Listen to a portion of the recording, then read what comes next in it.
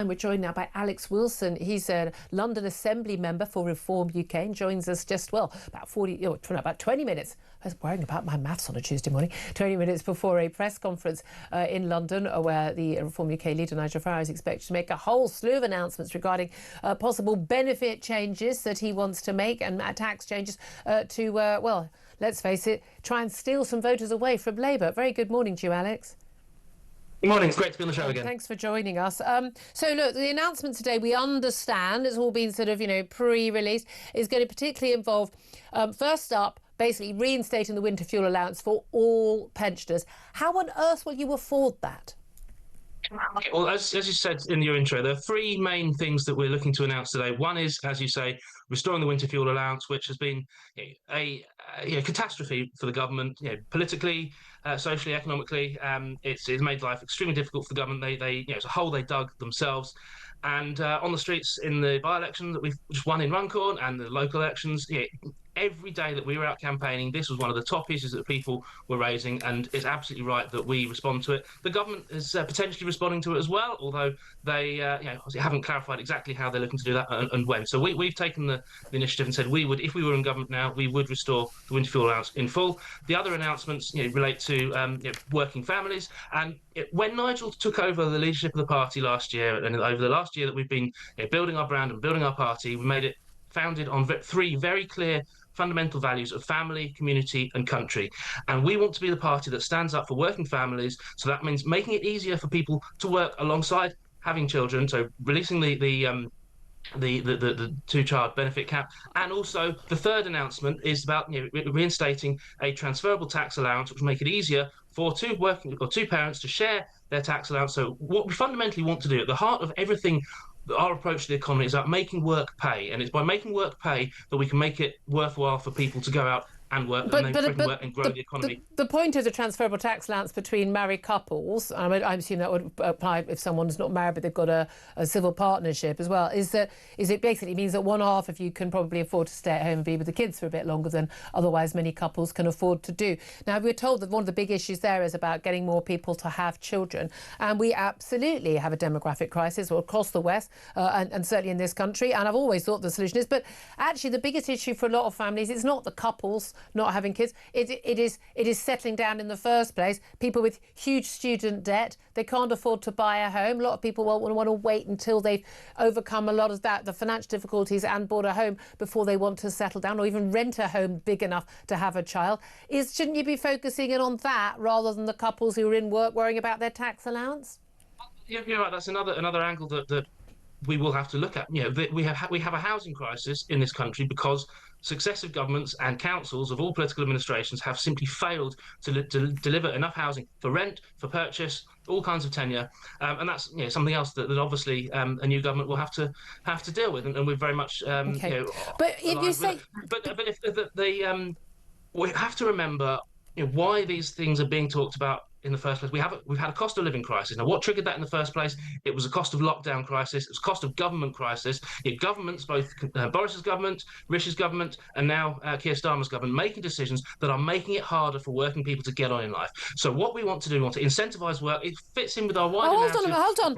You want to incentivise work? I'm all for incentivising work. How does getting rid of the two-child benefit cap incentivise work? By giving people an extra ability to get £3,455 a year of universal credit or child tax credit for extra for each child that they have. The only people eligible for this are basically people who don't work, or maybe one person in the family works a day a week. They're not going to pay their bills that way. So what you're actually doing is saying to people, go out to work, pay your taxes, worry about your bills, and now you're going to have to pay between you another basic £3.5 grand for people sitting on their backsides having another child. Sorry, in what way does that incentivise work and family? Make it easier to cover childcare costs so you can then go back out to work. But look at it in the round. No. Those people are already eligible for free childcare. That's rubbish. It's about making it easier for everybody. And no, it's not about me. No, Alex, that doesn't make it easier for working families, all of the millions of mums who are at work 6 months, 9 months, a year after their child is born, to pay the bills, to pay the mortgage, pay their share of the rent, who are struggling to get by. Most of their income is going on the childcare. These are families who largely, almost entirely, don't work but have more than 2 children. Shouldn't the answer be, if you want to tackle child poverty, and we should absolutely want to do that, to say to those families, if you've got children, you should be paying for them yourselves and going out to work. And yes, that includes single mothers, single parents. I have friends and family who are single parents who have worked every single day of their child's life.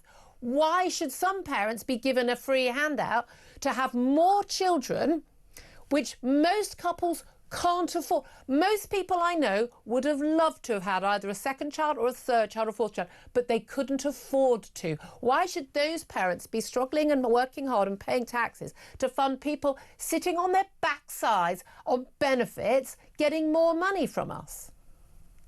As I said, we need to look at this in the round with our wider policy agenda of incentivising work. That's not incentivising work. So it makes sense for people to go out and work, and this will help with... That means they get more benefits for not working. How does that incentivise work, Alex?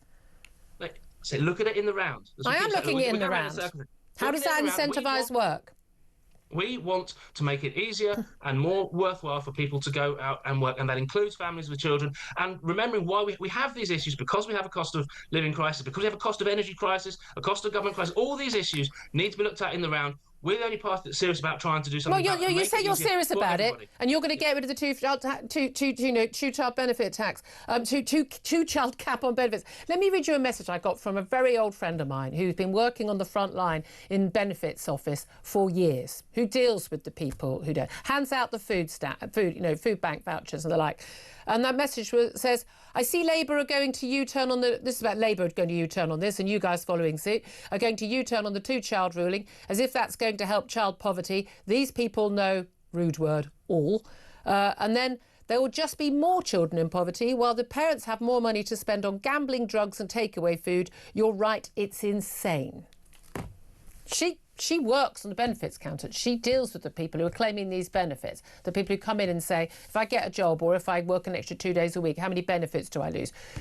Do you think she knows more about this topic than you or Nigel Farage or indeed the government? As I said, we need to look at all of these issues. Answer the question I've asked you. One of these things, one of the aspects is about wanting to make it easier for people to have children, because we have a falling birth rate, and the other. We should definitely be encouraging people who don't support their current children to have more children. Absolutely, that's a great idea.